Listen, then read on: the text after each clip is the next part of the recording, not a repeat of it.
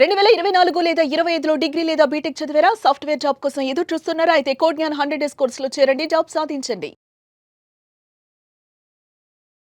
Welcome to Suman TV. నేను మీ Suman TV Nag. మీనరాశి వారికి కనుక మనం చూసుకుంటే ఎస్పెషల్లీ విమెన్కి 2026లో ఏ విధంగా ఉండబోతుందో వేదిక ఆస్ట్రాలజీ ఏం చెప్పింది అనేది ఈరోజు మనతో పాటు వేదిక ఆస్ట్రాలజర్ ఉమా గారు ఉన్నారు. వారి మాట్లాడి తెలుసుకుందాం.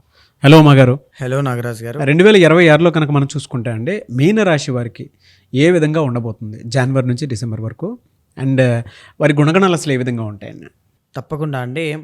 మీనరాశి అనేటువంటిది గురువుకి సంబంధించినటువంటి రాశి అండి. ధనస్సు రాశి కూడా గురువుకి సంబంధించిన రాశి అండి. కానీ దానికి దీనికి డిఫరెన్స్ ఏమిటి అంటే అది కొంచెం మెటీరియలిస్టిక్గా ఉంటే ఇది పూర్తిగా స్పిరిచువల్ అండి. సో మనం మాట్లాడుకుంటే గురువుకి సంబంధించిన రాశి 12వ రాశి.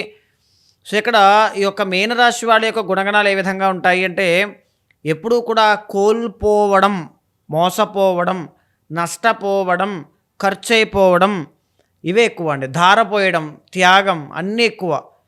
అంటే ఎప్పుడైనా డబ్బు సంపాదించడం ఎవరైనా చూస్తుంటారు, కానీ విపరీతంగా ఖర్చులు అయ్యేది ఎవరికి అంటే మీనరాశి వాళ్ళకే అండి. ఖర్చు పెట్టేది కూడా వీళ్ళే. మొహమాటం, అతి మంచితనం అన్నీ ఎక్కువ అండి వీళ్ళకి. స్పిరిచువాలిటీ అనేటువంటిది కూడా చాలా ఎక్కువ. అంటే వీళ్ళకుండే సెన్స్ చాలా డిఫరెంట్గా ఉంటుంది. మీనరాశి వాళ్ళ దగ్గరికి వెళ్ళి అతనితో నేను బాగా డబ్బులు ఖర్చు పెట్టించేసాను, భలే మోసం చేసేసాను అని ఎదుటి వాళ్ళు అనుకుంటూ ఉంటారు. బట్ మీనరాశి వాళ్ళు అలా ఫీల్ అవ్వరు అండి. ఈ యొక్క మెటీరియలిస్టిక్ థింగ్, ఈ డబ్బు కోసం ఇంత ప్లాన్ వేయడం ఎందుకు, అడిగితే నేనే ఇచ్చేస్తాను కదా అని చాలా చీప్గా చూస్తారు దాన్ని. అంటే వీళ్ళ సెన్స్ అనేది, మెచ్యూరిటీ అనేటువంటిది చాలా గొప్పగా ఉంటుంది, అతీతమైనటువంటిది. కానీ కొంతమందికి ఆ అతీతమైనటువంటి భావన కలిగే లోపు మోసం చేసినప్పుడు వచ్చే ఆ కోపాన్ని, డబ్బులు నిలబడకపోయినప్పుడు వచ్చే అసంతృప్తిని తీసుకోలేక చాలా బాధ అనేటువంటిది విపరీతంగా పెరుగుతుందండి మీనరాశి వాళ్ళకి. అంటే నిద్ర పట్టదనమాట. విపరీతమైనటువంటి ఆ కోపము, వాళ్ళ మీద ఉండేటువంటి వాళ్ళకి చిరాకు ఇలాంటివి పుడుతూ ఉంటాయి. బట్ లేటర్ మీరు రియలైజ్ అవుతారు మీ మెచ్యూరిటీ స్కిల్స్ ఏంటి, మీరు ఎంత గొప్పవాళ్ళు, మీరు ఎవరిని మోసం చేయకుండా 10 మందితో మోసపోయినటువంటి, అయినప్పటికీ కూడా ఎవరిని ఏమనలేనటువంటి ఆ మెచ్యూరిటీ ఏమిటి అనేటువంటిది, మీలో ఉండే ఆ పేషెన్స్ లెవెల్స్ అనేటువంటిది మీకే తెలుస్తాయి కొన్నాళ్ళు అయిన తర్వాత. బట్ కొంతవరకు ఓకే, కొంతవరకు మీరు వాటిని మినిమైజ్ చేసుకుంటే మంచిదండి. సో ఇక్కడ ఏంటి అంటే మీనరాశి వాళ్ళకి ఆధ్యాత్మిక ధర్మము, వేద జ్ఞానము, ఆస్ట్రాలజీ లేకపోతే డీప్ రూట్స్ ఆఫ్ ధర్మం మీద చాలా పట్టు ఎక్కువ, ఇంట్రెస్ట్ ఎక్కువ, నేర్చుకోవాలి అనే తపన చాలా ఎక్కువ, జిజ్ఞాసతో కూడినటువంటి కోరికలు ఎక్కువ.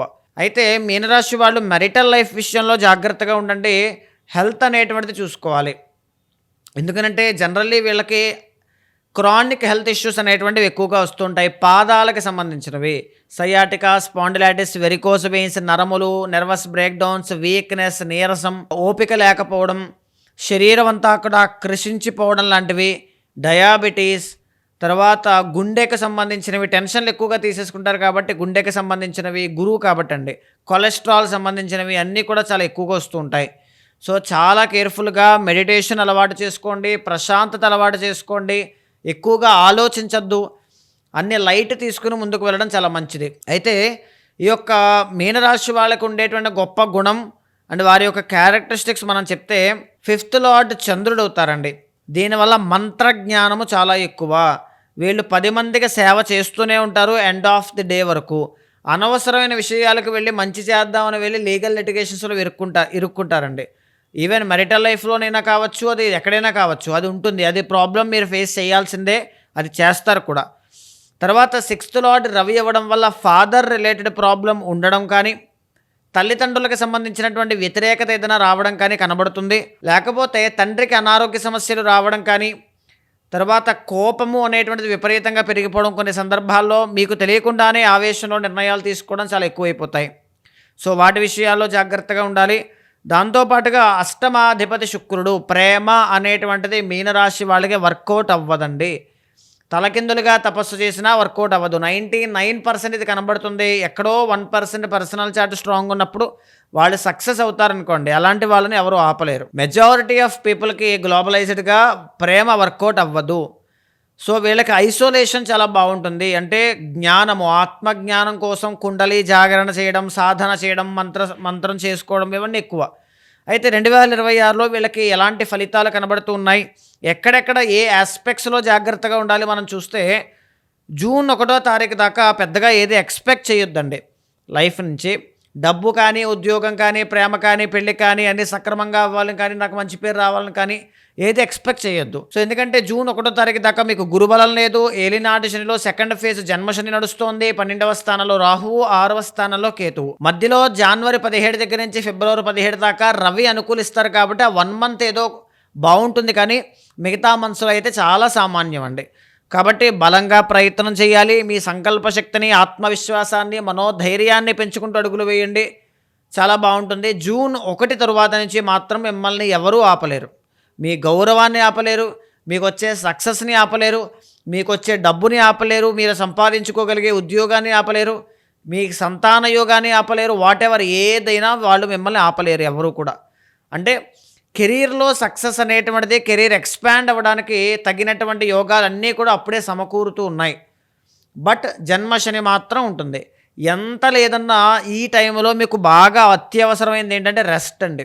రెస్ట్ చాలా అవసరం బాడీకి కానీ, మైండ్కి కానీ. కాస్త ప్రశాంతంగా 2-3 రోజులు బ్రేక్ తీసుకుని, ఒక లాంగ్ బ్రీత్ తీసుకుని ప్రశాంతంగా ప్రయత్నం చేయండి. అది బాగా అవసరం మీకు. రెండోది, మనుషుల్ని అందరినీ కూడా నమ్మేయొద్దు. అది చాలా బాగా గుర్తుపెట్టుకోండి. రాంగ్ ఇన్వెస్ట్మెంట్స్ బాగా ఎక్కువైపోతాయి ఇప్పుడు. మీ దగ్గర ఉన్న డబ్బులన్నీ కూడా ఎవరినో నమ్మి చీటీలు కట్టడం కానీ, లేకపోతే ఏదో ఒకటి స్టాక్ మార్కెట్ కానీ, ఇది కానీ అది కానీ, డబ్బు నష్టపోవాలని ఉన్నప్పుడు ఎక్కడైనా పోతారు.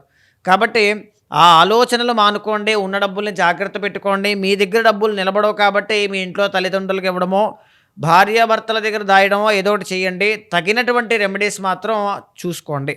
కాళీమాతకి సంబంధించిన హోమం చేయడం వల్ల చాలా బాగుంటుంది. అయితే ప్రధానంగా ఏంటంటే 12వ స్థానంలో రాహు కూడా ఇదే ఇండికేట్ చేస్తున్నారండి. అనవసరమైన ప్రయాణాలు ఎక్కువ, అనవసరమైన విషయాల కోసం ప్రయాసలు ఎక్కువ, అనవసరమైన వాటి మీద కాన్సన్ట్రేషన్ చాలా ఎక్కువ. దానివల్ల అనారోగ్యము అనేటువంటిది వస్తుంది. డబ్బు విపరీతంగా ఖర్చు అయిపోతాయి. మాటలు పడే అవకాశాలు ఎక్కువ, మోసపోయే అవకాశాలు ఎక్కువ. దీంతోపాటు ఏం చేస్తున్నారనే క్లారిటీ ఉండదు. చీకట్లో రాళ్ళు వేస్తూనే ఉంటారు. అలాగా తగిలితే తగులుతుంది, లేకపోతే లేదు. అవునా? సో ఆ రకంగా ఈ పరిస్థితులు కనబడతాయండి. రాహు ఇండికేట్స్ ఎప్పుడు కూడా కన్ఫ్యూజన్స్ అండి. ఆయన క్లియర్ కట్ క్లారిటీ ఏది ఇవ్వరు. నువ్వు ఇది చేస్తే నీకు ఇది వస్తుంది అని, ఇది చేస్తారో వస్తుందో లేదో తర్వాత తెలియదు, చెయ్యి ముందు. అంటే వీళ్ళకి ఏంటంటే ఆ రకమైన భావనలో ఉంటారు ఇప్పుడు చుట్టుపక్కల ఉండే మనుషులు, ఆ వ్యవస్థల యొక్క ఇన్ఫ్లుయెన్స్ వల్ల. కాబట్టి భగవత్ ఆరాధన మీకు తొందరగా సిద్ధించేటువంటి ఉన్న బ్రహ్మాస్త్రం మీ చేతిలో అదే. కాబట్టి భగవంతుని ప్రసన్నం చేసుకోవడానికి ప్రయత్నం చేయండి. అంటే ఎట్లా రెమెడీ వచ్చేసి మేజర్లీ మీనరాశి వాళ్ళకి శివ ఆరాధన అండి. శివ ఆరాధన చేసుకోవాలి ఎక్కువగా. రాహు యొక్క దోషం పోవాలి అంటే 21 రోజులు దుర్గాదేవి యొక్క కవచాన్ని ఉదయం సాయంత్రము 3 సార్లు చొప్పున ఉల్లిపాయ, వెల్లుల్లిపాయ, నాన్ వెజ్ తినకుండా బ్రహ్మచర్యాన్ని పాటిస్తూ జపం చేయండి. దీనివల్ల రాహు అనేటువంటి ఆయన శాంతిస్తారు, మీకు అనుగ్రహిస్తారు. రెండవది 6వ స్థానంలో కేతు కాబట్టి మానసిక ధైర్యంతో ముందుకు వెళ్తారు ఈ సంవత్సరం. ఏదైనా పర్వాలేదు చేద్దాం, ఏదైనా పర్వాలేదు చూద్దాం, కష్టపడదాం, సాధిద్దాం అనే కాన్ఫిడెన్స్ చాలా ఎక్కువ ఉంటుంది ఈ సంవత్సరం మీకు. దానికి తగినట్టే రిజల్ట్స్ అన్నీ కూడా జూన్ 1 దగ్గర నుంచి నవంబర్ 1 దాకా మీరు సాధిస్తారు. ఇందాక నేను చెప్పిన విధంగా నేను చెప్పిన డేట్స్ని మాత్రం బాగా నోట్ చేసుకోండి. దానికి తగిన ప్రయత్నం ఆ సమయంలో మీరు చేయగలిగితే సక్సెస్ ఛాన్సెస్ అనేటువంటివి చాలా హైగా ఉంటాయి. సో మేజర్లీ జన్మశని యొక్క దోషం విషయంలో పొట్టకి సంబంధించి జీర్ణ వ్యవస్థ, జీర్ణ ఆశయం, డైజెషన్ ప్రాబ్లమ్స్ లేకుండా జాగ్రత్త పడండి. మిగతా అన్నీ కూడా చాలా అద్భుతంగా కనబడుతున్నాయి అని చెప్పొచ్చండి. చాలామంది అండి అంటే 2026లో ఇప్పుడు మీరు చెప్పిన దాని ప్రకారం వ్యక్తిగత జాతకం ఏ విధంగా ఉందో తెలుసుకోవడానికి, అంటే జాగ్రత్తలు తీసుకోవడానికి ఇంట్రెస్ట్ చూపిస్తూ ఉంటారు. అలాంటి వాళ్ళు మిమ్మల్ని అప్రోచ్ అవ్వాలంటే ప్రాసెస్ ఏంటి? తప్పకుండా అండి. మనం మాట్లాడుకునేటువంటి గ్లోబలైజ్డ్ ఫలితాలు, ప్రొడిక్షన్స్తో పాటుగా 2026లో వ్యక్తిగత జాతకంలో ఉండేటువంటి మహాదశ, అంతర్దశ, నవాంశ, దశాంశ, లేకపోతే రాశి చక్రంలో ఉండేటువంటి గ్రహాల కలయికలు ఎలా ఉన్నాయి, ఎక్కడెక్కడ ఆ ఆస్పెక్ట్స్లో ఏ ఏరియాస్లో మీరు జాగ్రత్త పడాలి అనేటువంటి ప్రతి అంశము కూడా డీప్గా చర్చించుకునే విషయంలోనైనా, వాటికి సంబంధించిన శాంతి పరిహారములు ఆచరించేటువంటి క్రమంలోనైనా నన్ను సంప్రదించాలి అనుకుంటే కింద కనిపించే నెంబర్కి కాల్ చేస్తే మా వాళ్ళు మీకు పూర్తి వివరాలు అందిస్తారు. సో మీ యొక్క జాతకాన్ని చూసిన తర్వాత అది ఏ దోషమైనా సరే దానికి సంబంధించిన రెమెడీస్ ఆచరింపచేసి భగవత్ అనుగ్రహం కలిగేలా చేస్తాను. థ్యాంక్ యూ అండి. థ్యాంక్ యూ సో మచ్ మా గారు. నమస్తే అండి. చూసారు కదా వీడియో. ఈ వీడియోపై మీ అభిప్రాయం కమెంట్ బాక్స్లో పోస్ట్ చేయండి. ముఖ్యంగా మీరు కనుక వైదిక ఆస్ట్రాలజీ ప్రకారం మీకున్నటువంటి వ్యక్తిగత జాతకాన్ని ఉమా గారితోటి చర్చించుకోవాలి అనుకున్నటువంటి వాళ్ళు స్క్రీన్ మీద ఉమా గారి కాంటాక్ట్ నెంబర్ మీకు కనిపిస్తుంది. దాన్ని మీరు కాల్ ఆర్ మెసేజ్ వాట్సాప్ చేసి అపాయింట్మెంట్ బుక్ చేసుకోవచ్చు. ఈ వీడియోని లైక్ చేసి షేర్ మాత్రం తప్పకుండా చేయండి. ఇలాంటి మరిన్ని వీడియోస్ కోసం మా ఛానల్ ఫాలో అవ్వండి. Thank you.